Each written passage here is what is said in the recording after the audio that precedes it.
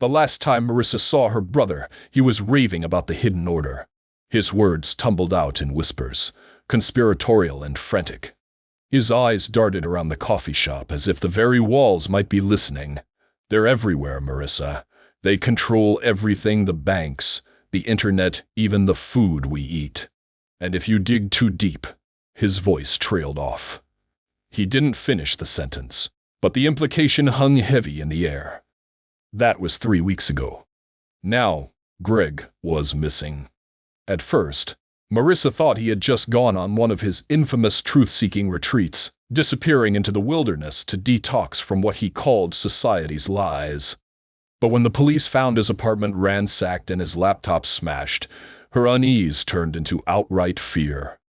Greg had always been obsessed with conspiracy theories, but the hidden order was different. It wasn't like the flat earth theories or moon landing denials he'd entertained in college. This one seemed to consume him, like a shadow creeping into every corner of his life. Marissa didn't believe in conspiracies. She was a pragmatist, grounded in her job as a data analyst. But as the days stretched into weeks with no word from Greg, she found herself staring at the one thing he had left behind: a journal. The cover was unremarkable, a plain black notebook, but the contents were anything but. The first few pages were filled with diagrams, networks connecting shadowy organizations, cryptic symbols and names she didn't recognize. As she flipped further, the entries grew more erratic. Greg wrote about seeing the same black SUV parked outside his apartment every night, about strange clicks on his phone calls, and emails disappearing from his inbox. But it wasn't until she reached the last entry that she felt the first shiver of real dread. "They're on to me. I found the location coordinates buried in the metadata of their propaganda videos. It's real, Marissa. If you're reading this, and I don't come back, don't follow me. They'll know." The entry was dated 2 days before he vanished. Marissa stared at the coordinates scrawled in Greg's jagged handwriting. She knew she should hand the journal over to the police, but something stopped her. What if they didn't take it seriously? What if they dismissed Greg as a paranoid lunatic? Against her better judgment, Marissa decided to investigate.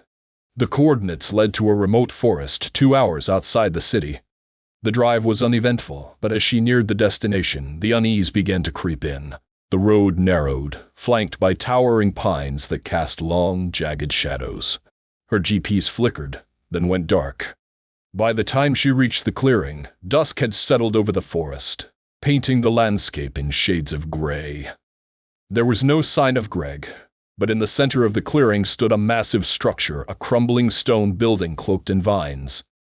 It looked ancient, out of place, like a relic from another time. Marissa parked her car and approached the building. The air felt heavy, charged, as if the forest itself was holding its breath. Inside, the temperature dropped. The walls were lined with shelves, each filled with dusty tomes and artifacts. A strange symbol was etched into the floor, a circle intersected by jagged lines. As Marissa explored, she found a series of photographs pinned to a corkboard. They were grainy and faded, but one face stood out: Greg. He was sitting in a dimly lit room, staring at a computer screen. A noise shattered the silence, a faint scuffling sound, like footsteps.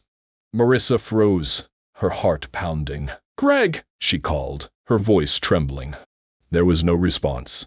She followed the sound to a spiral staircase leading downward. The steps groaned under her weight as she descended into the darkness. At the bottom, she found a cavernous room illuminated by a single, flickering bulb. In the center of the room was a table, and on it lay Greg's laptop, its screen cracked but still glowing faintly. Surrounding it were stacks of papers and more photographs. Marissa sifted through them, her hands shaking. The photographs depicted people, ordinary people, walking down streets, sitting in cafes, going about their lives. But each photo had a date and time scrawled on the back. The most chilling part: several of the dates were in the future.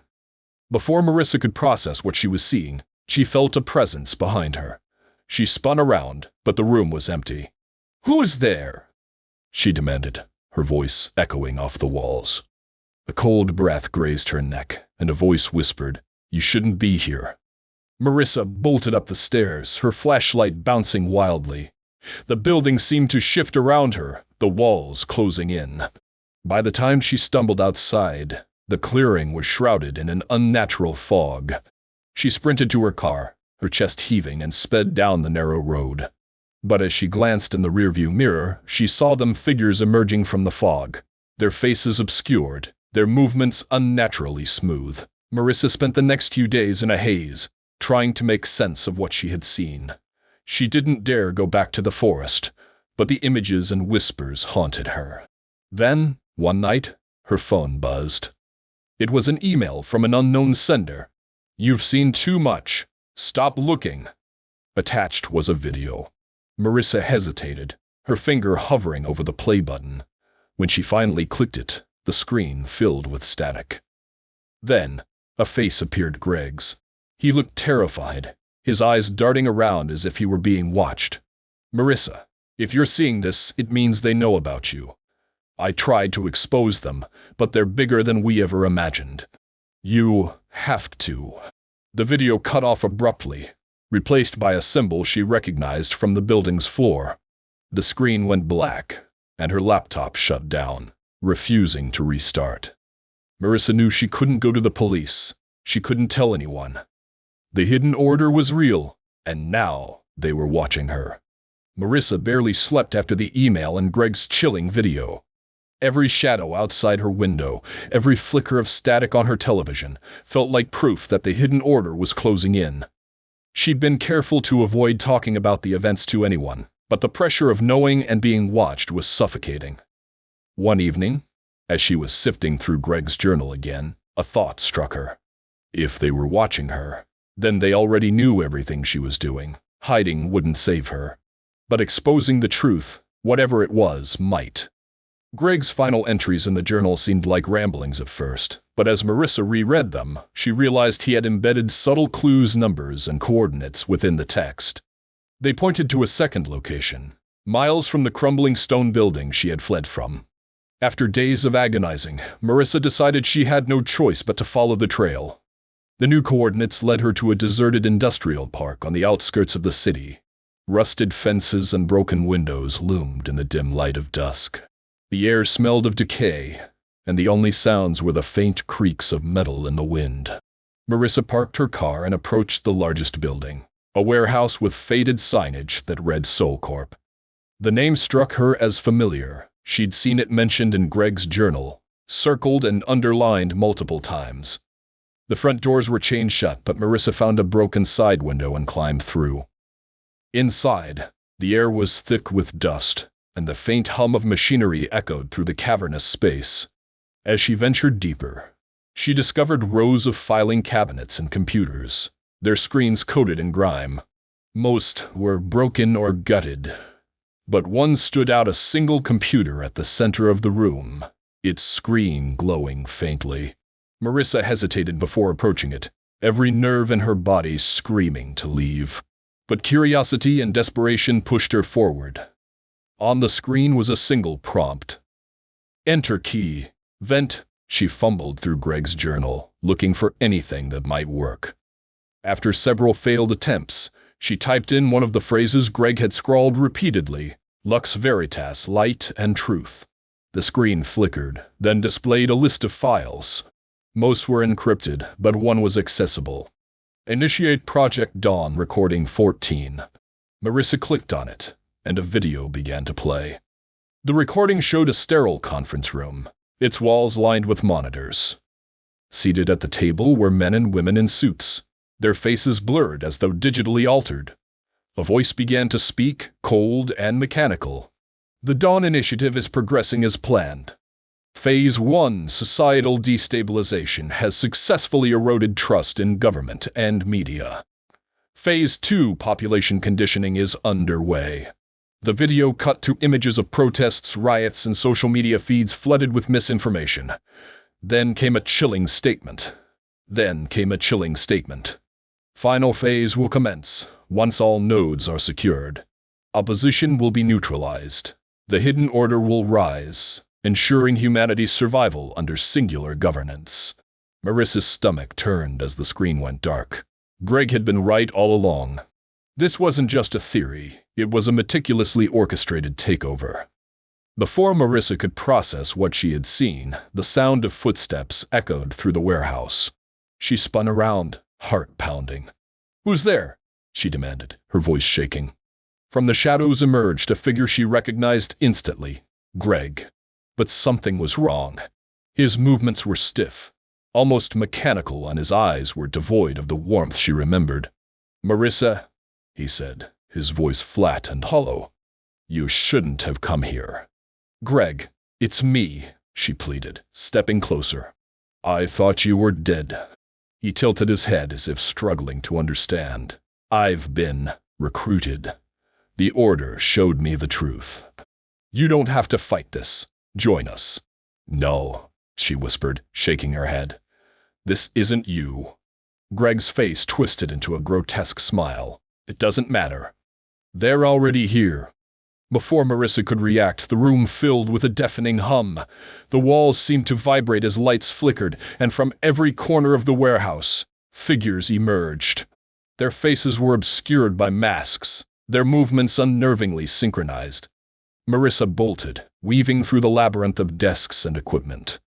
The figures pursued her silently, their footsteps eerily uniform. She reached the broken window and scrambled out, slicing her hand on the jagged glass. Ignoring the pain, she sprinted to her car, the figures closing in. As she started the engine and peeled away, she glanced in the rearview mirror. The figures stood in the road watching her, their masks gleaming in the moonlight. Over the next few days, Marissa tried to report what she had seen. But every time she called the police or reached out to journalists, she was met with skepticism or worse, silence. Her emails disappeared. Her phone buzzed with strange clicks and static. And one by one, her friends stopped answering her calls. Then came the dreams. Every night, Marissa found herself back in the warehouse, surrounded by masked figures. Greg stood at the center, his hollow eyes fixed on her. "You can't run forever," he would say, his voice echoing in the darkness. Desperate for answers, Marissa returned to Greg's journal. Hidden in the margins of the final pages was a web address. It led her to a dark web forum filled with others who claimed to have encountered the Hidden Order. One user, Truthseeker92, claimed to have escaped their clutches. Marissa messaged them, begging for help. Hours later, a reply came. "They can't be stopped, but you can disappear. Meet me at the coordinates below." Marissa knew it was a risk, but she had no choice. The coordinates led her to an abandoned gas station on a desolate highway. She arrived just before midnight, her nerves on edge. A figure emerged from the shadows, their face obscured by a hood. "You're in deeper than you realize," they said, their voice distorted. "The Hidden Order doesn't just control governments. They control reality itself." "What does that mean?" Marissa demanded. "They've found a way to manipulate perception, to erase people, events' entire histories from existence. If you want to survive, you have to let go of everything. Leave your life behind." Before Marissa could respond, headlights appeared in the distance. The hooded figure cursed. "They're here. Run." Marissa fled into the night, her heart racing. She didn't know where she was going or who she could trust. All she knew was that the Hidden Order was everywhere and nowhere. In the weeks that followed, she changed her name, her appearance, her entire identity. But no matter how far she ran, she could never escape the feeling that they were watching. And somewhere, in the shadows, Greg's hollow eyes haunted her dreams, a reminder of the truth she could never share. The Hidden Order was real, and it was unstoppable. Thank you for listening to my story. If you want to hear more scary stories, please like and subscribe to my channel.